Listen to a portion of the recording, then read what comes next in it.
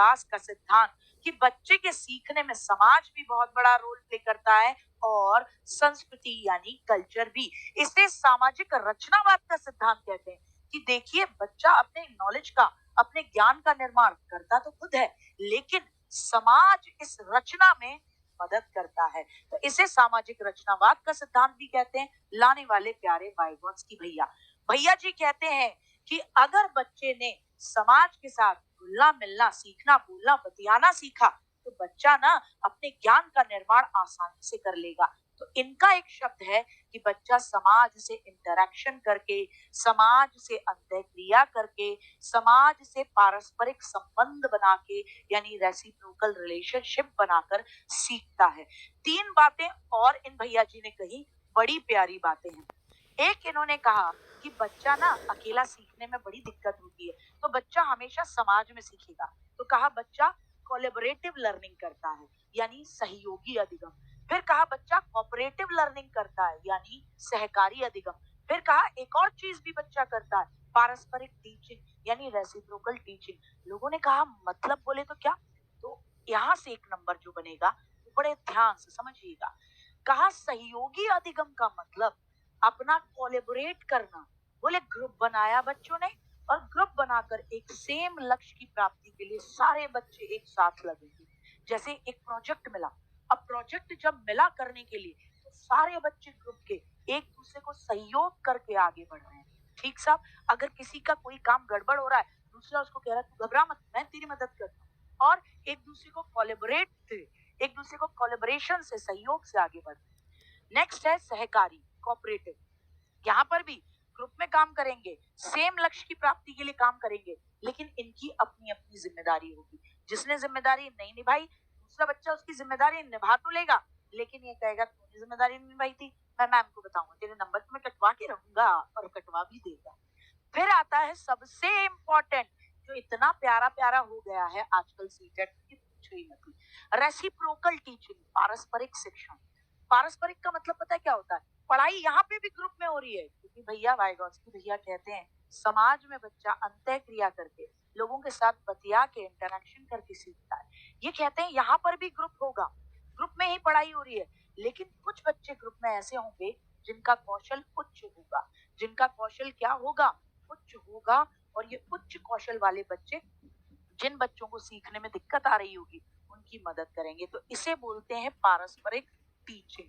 यहाँ पर कई बार ये भी आता है कि भैया ग्रुप में स्टडी हो रही है, टीचर बच्चे से पूछ रहा है, बच्चा टीचर को बता रहा है, और दोनों का उत्थान हो रहा है। तो पारस्परिक का मतलब, एक बार तो ऐसे पूछा है सीटेट में कि टीचर बच्चों को बता रहा है और बच्चे टीचर को बता रहे हैं, आपस में चर्चा करके आगे बढ़ रहे हैं।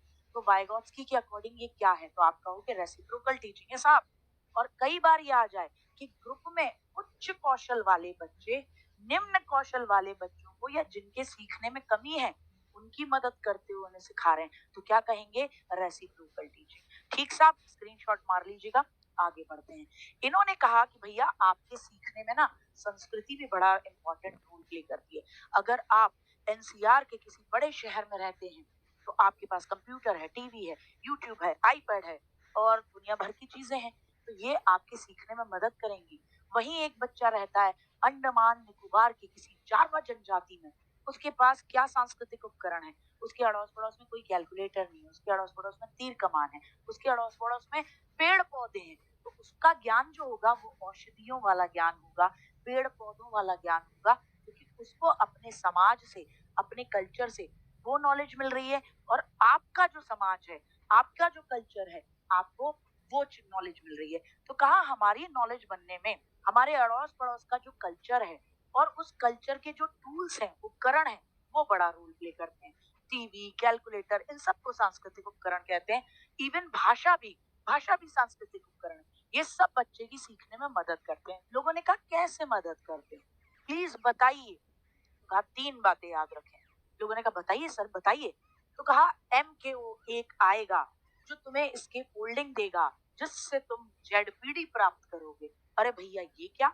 MKO एक आएगा जो तुम्हें इसके फोल्डिंग देगा, जिससे तुम जेडपीडी प्राप्त करोगे, भविष्यवाणी लग रही है। समझो मेरे साथ क्या है मामला।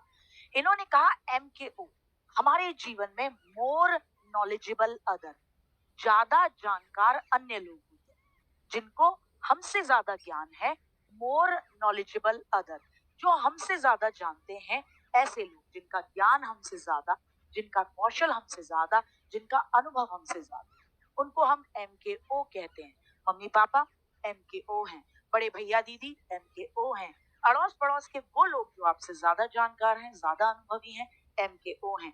यूट्यूब के टीचर्स भी MKO हैं, गार्गी मैम MKO हैं। तो ये MKO आपके जीवन में आते हैं, फिर ये MKO आके आपको कुछ देते हैं। वो क्या है? वो है एक मदद, जिसे कहा गया इसके फोल्डिंग। क्या कहा गया? इसके फोल्डिंग, पाड़, मचान या आलम। जैसे आप घर बनाते हो, तो आपने देखा होगा किसी का घर बन रहा हो तो प्लीज जाके देखना कि पता है बांस की बल्लियां लगा देते हैं, टक टक टक टक टक टक टक। और जब ऊपर का लेंटर डल जाता है तब वो बांस की बल्लियां हटा ली जाती हैं। सीमेंट की बल्लियों के साथ साथ में, सीमेंट के खंभों के साथ साथ में बांस की बल्लियां भी लगी हुई होती हैं। बाद में ये बांस की बल्लियां कभी किसी घर के बनने के बाद ऐसे नहीं दिख रही कि ये कमरा बन गया, ओहो माय गॉड, ये तो बांस की बल्ली यहीं लगी रहेगी।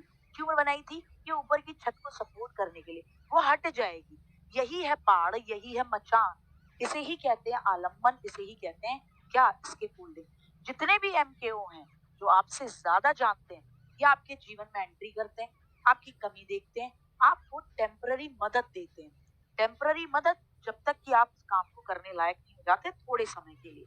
तो ये आपको क्या देते हैं? एक टेम्पररी मदद देते हैं कुछ समय के लिए। जैसे ये पापा जी अपने बच्चे को साइकिल चलाना सिखा रहे हैं, पीछे से मदद दे रहे हैं, बाद में छोड़ देंगे। बच्चा कहेगा पापा पीछे से मत छोड़ना, हाँ नहीं है नहीं है, तू आगे चल। पापा पीछे ही हो ना, पीछे ही हो ना, हाँ हाँ तू आगे चल आगे चल। बाद में बच्चा कहेगा अरे पापा आप तो दिख ही नहीं रहे, कि कोई बात नहीं बेटा, टर्न लेके आ जा। अब बच्चा सीख गया, पापा आप क्या बार बार पकड़ के ही चलेंगे? नहीं ना, सीख गया सीख गया। तो इससे क्या होता है? ये जो MKO हमें इसके फोल्डिंग दे रहे हैं, इससे होगा क्या? इससे एक गैप क्रिएट होगा, एक अंतर क्रिएट होगा, एक ZPD क्रिएट होगा। ये ZPD क्या है? इसे कहते हैं जोन ऑफ प्रॉक्सिमल डेवलपमेंट, यानी समीपस्थ विकास का क्षेत्र। क्या कहते हैं? समीपस्थ विकास का क्षेत्र। सिंपल बात है, आप यहाँ हो, जो आप वास्तविक तौर पर एक्चुअल में खुद कर सकते हो, वास्तविक तौर पर।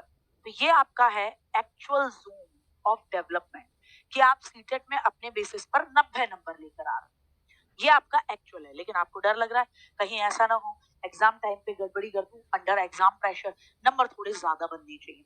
तो आपके अंदर संभावना कहाँ तक है? हर बच्चे के अंदर संभावना अलग अलग होती है। पता लगा आपके अंदर की संभावना, यानी आपका जो संभावित विकास था, आपके अंदर की संभावना जो थी, वो है पोटेंशियल जो था आपका, वो पोटेंशियल है 130 लाने का। तो आप इस संभावना के निकट तक पहुंच जाओगे, इस संभावना के अंदर अंदर कहीं पर आपके नंबर आ जाएंगे MKO के द्वारा दी गई इसके होल्डिंग से।